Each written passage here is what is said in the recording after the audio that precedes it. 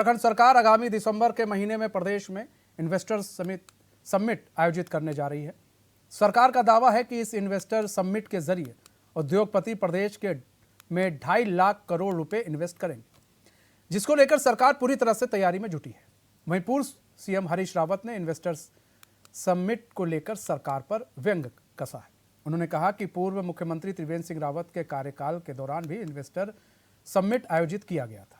उन्होंने कहा कि त्रिवेंद्र रावत का गणित कुछ कमजोर है और वर्तमान में सीएम धामी कुछ ज्यादा ही गणित के आंकड़े लगा रहे हैं।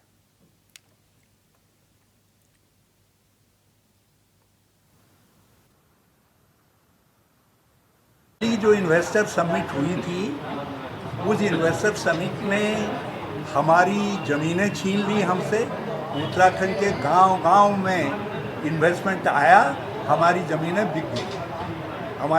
बिक गई और बंतरा जैसे रिजॉर्ट्स बन गए हैं, जिनमें हमारी संस्कृति भी खतरे में पड़ रही है। अब जितनी बची सकची है, ये दूसरे समिट के बाद हे भगवान उसको बचा देना, यही मैं प्रार्थना कर सकता हूँ। मैं तो आप सबसे भी प्रार्थना करना चाहूँगा कि आप भी हाथ जोड़ करके रहिए कि पहली में जितनी बच गई है हमारी ज़मीन और हमारी अस्मिता, हमारी संस्कृति, ये दूसरे समिट के बाद जो है उतनी बच जाए। तो इन्वेस्टर समिट को लेकर जो कांग्रेस है, अब वो सवाल खड़े कर रही है। कांग्रेस का कहना है कि भाई पहले भी आपने इन्वेस्टर समिट किया था, आपका गणित कमज़ोर रहा। वहीं अब पूर्व मुख्यमंत्री हरीश रावत ने कहा है कि लगता है सीएम धामी कुछ ज़्यादा ही गणित के आंकड़े लगा रहे हैं, क्योंकि जिस तरह से बात हो रही है कि यहाँ पर 2025 तक उत्तराखंड को सबसे अग्रणीय राज्य बनाया जाएगा और उसके लिए इन्वेस्टर समिट ज़रूरी है। और इन्वेस्टर समिट में के ज़रिए जो भी MOU साइन होगा उससे जो है उत्तराखंड जो है काफ़ी सुधरेगा, उत्तराखंड आगे बढ़ेगा, रोज़गार मिलेगा। 2.5 लाख करोड़ का एक रेशियो रखा गया है कि भाई इतने जो है इतना बजट आना चाहिए। लंदन गए हुए हैं सीएम धामी, पूरी पुरजोर कोशिश कर रहे हैं इन्वेस्टर समिट को लेकर कि भाई वहाँ पर रोड शो किया जा रहा है और तमाम जो है चर्चा की जा रही है।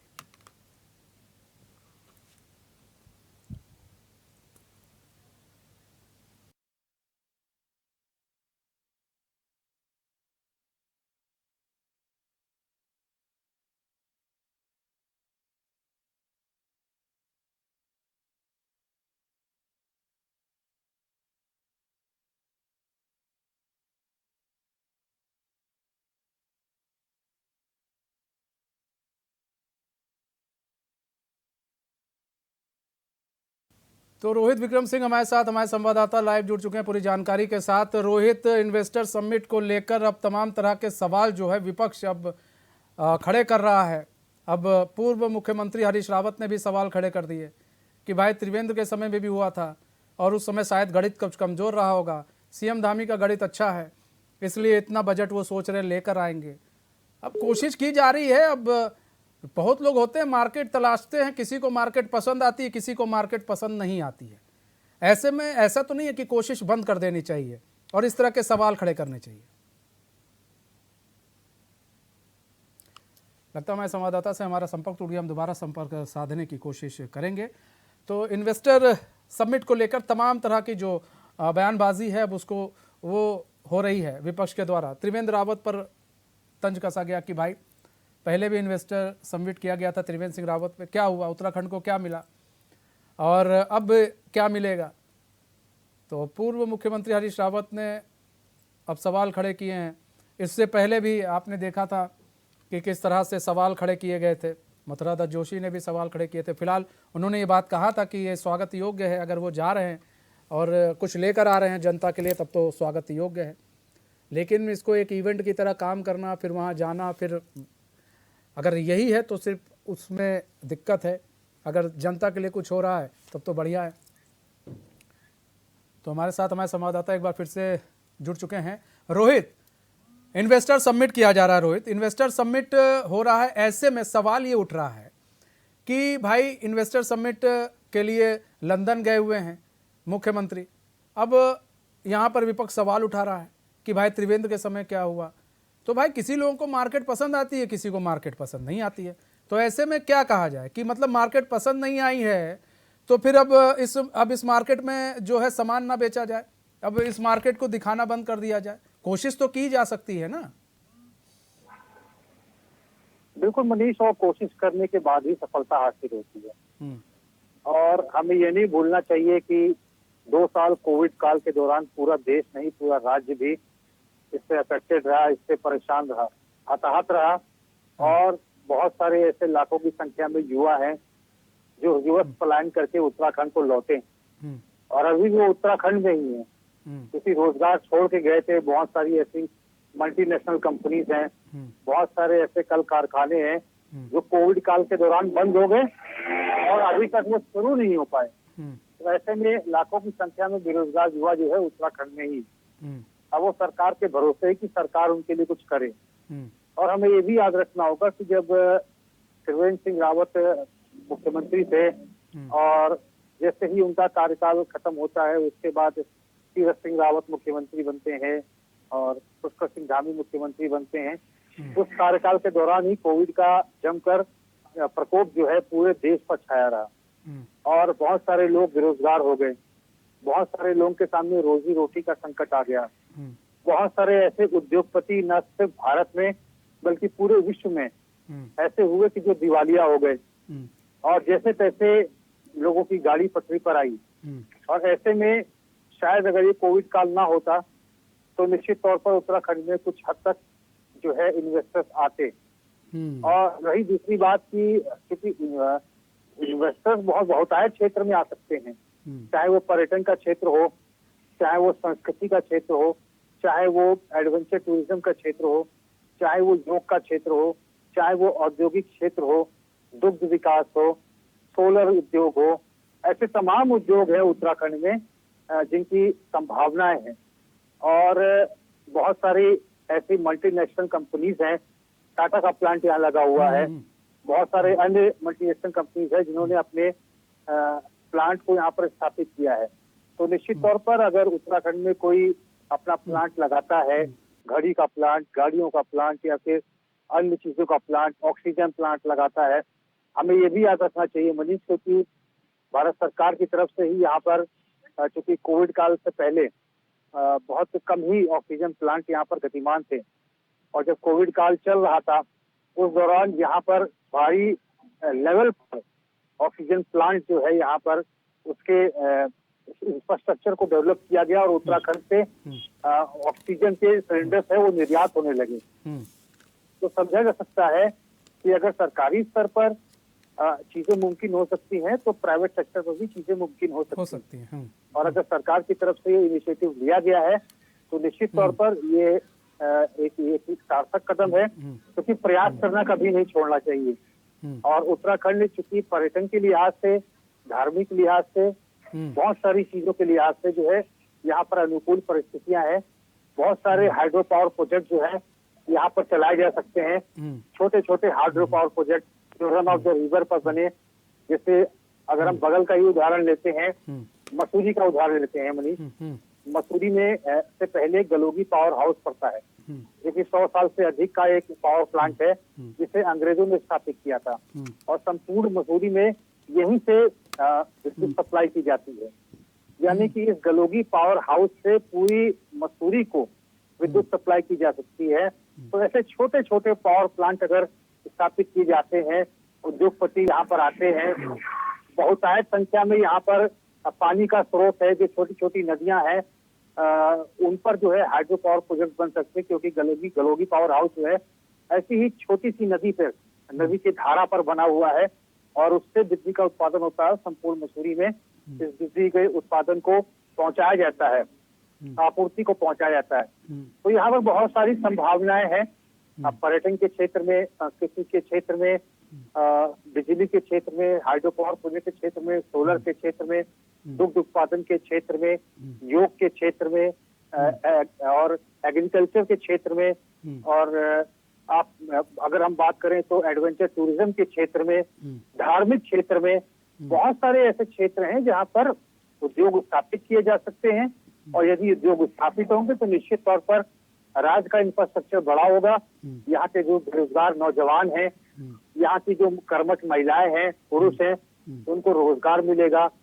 बहुत सारे ऐसे रोजगार के साधन खुलेंगे जहाँ पर सरकार के साथ प्राइवेट कंपनीज एमयू करके यहाँ के लोगों को रोजगार दे सकती है। तो ये एक सरकार का सार्थक कदम है।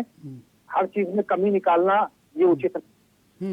अच्छा, एक चीज और भी है, अगर बात करें ऊषा ब्रेको लिमिटेड कंपनी के साथ जो है 1000 करोड़ का जो है एमयू साइन किया गया है। रोहित, आपको हमारी आवाज आ रही है? रोहित से हमारा संपर्क टूट गया, हम दोबारा संपर्क साधेंगे। तो देखिए, कहीं ना कहीं जो है, अभी आपने हमारे संवाददाता को भी सुन रहे थे कि छोटे छोटे इन्वेस्ट करके भी हम बहुत सारे इन्वेस्टर को यहाँ पर ला सकते हैं। पर्यटन का क्षेत्र हो, ऊर्जा के क्षेत्र में कई सारे ऐसे क्षेत्र हैं जिनमें अगर हम छोटा छोटा इन्वेस्ट भी करें तो उत्तराखंड को हम अग्रणीय राज्य बना सकते हैं।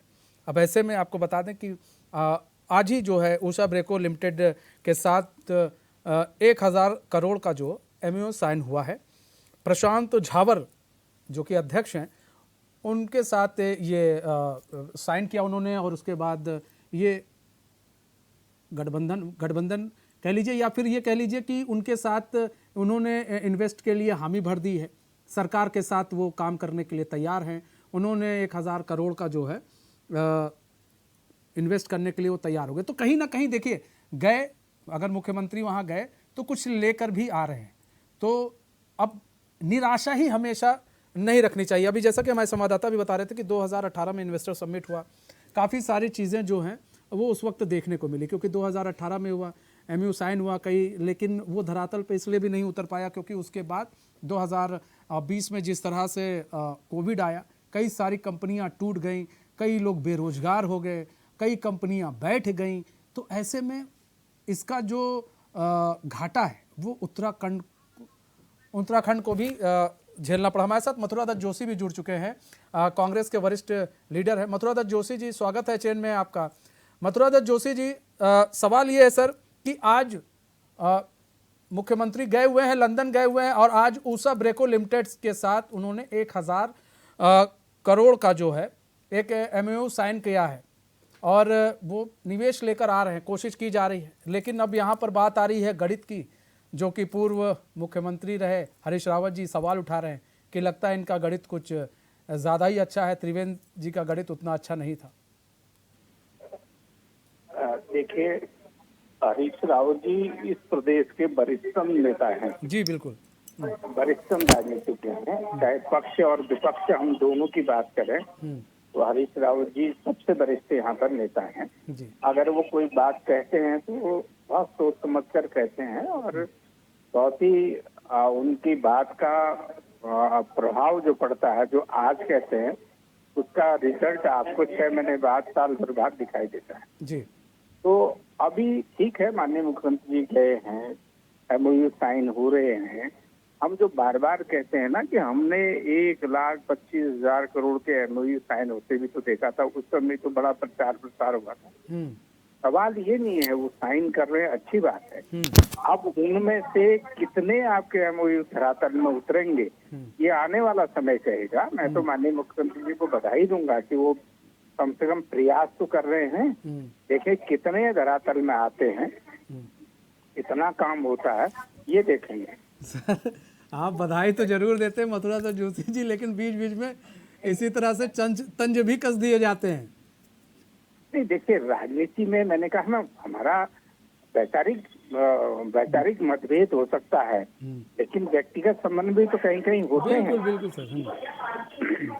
मैं इसलिए दोनों बातें करता हूँ क्योंकि हमने कभी भी मुख्यमंत्री जी का सम्मान होना चाहिए। मैंने कहा ना, वो कोई भाजपा के मुख्यमंत्री नहीं है, हमारे भी मुख्यमंत्री हैं। हम भी चाहते हैं वो करें, अच्छा काम करें। अच्छा काम करेंगे तो उसका प्रदेश को फायदा होगा, प्रदेश की पर कैपिटा इनकम बढ़ेगी, प्रदेश का कई चीजों में फायदा दिखाई देगा। प्रदेश में कई नए अगर निवेशक आएंगे तो अच्छी बात है। हम तो चाह रहे हैं कि वो अगर विदेश से कुछ चीजें आएंगी, अगर विदेश में एमओयू हो रहे हैं तो निश्चित रूप से राज्य का फायदा होगा उससे। और अब देखना, ये मैं जो बार बार इस बात को कह रहा हूँ, मुख्यमंत्री जी को निवेदन ये कर रहा हूँ कि आप ठीक है एमओयू आप, लेकिन 2018 वाले एमओयू मत करना। मैंने व्यक्तिगत रूप से भी कहा उनसे मिलकर 2023 वाले एमओयू साइन करना, 2018 वाले। हाँ बिल्कुल बिल्कुल, 2023 वाले एमओयू साइन करना, जिससे राज्य में पता लगे कि हाँ काम ये होता है और इस तरीके से काम होता है। अच्छा, एक चीज और है सर, ये भी कहा जा रहा है कि 2018 में जो एमओयू साइन हुआ उसके बाद ये था कि भाई इन्वेस्ट होगा, लेकिन इसी बीच के दौरान आप बात कर लें 2020 में लॉकडाउन जैसी स्थिति पैदा हो गई, कई कंपनियां टूट गई, कई खत्म हो गई, कई बिजनेसमैन तबाह हो गए, कई लोग बेरोजगार हो गए। तो ऐसे में कहीं ना कहीं इसका इफेक्ट जो है उत्तराखंड में देखने को मिला है। निश्चित रूप से देखने को मिला, मैं बिल्कुल सहमत हूँ आपकी बात से, लेकिन मैं कह रहा हूँ कि 50% नहीं, 40% तो होता, 30% तो आता, कुल मिला के कुछ में ना आता तो 10% भी तो इन्वेस्टर्स यहाँ दिखाई देता। आप लाए ही नहीं, आप सीरियस थे ही नहीं उसके लिए। देखिए, आपने केवल धन की बर्बादी की और राज्य के धन की बर्बादी आपने की। इसीलिए हम माननीय वर्तमान मुख्यमंत्री जी को कह रहे हैं कि राज्य के जो वर्तमान धन है उसकी बर्बादी मत करिए, निश्चित रूप से कुछ प्राप्त करके लाइए ताकि कह सके आप कि हाँ ये चीजें हुई थी। देखो, तिवारी जी का कार्यकाल क्यों लोग याद करते हैं?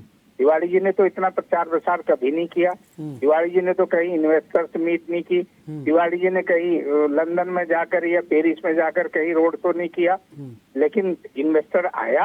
आप देखिए, हरिद्वार में इतना विशाल काय आपका साम्राज्य खड़ा है, आप देखिए रुद्रपुर में खड़ा है।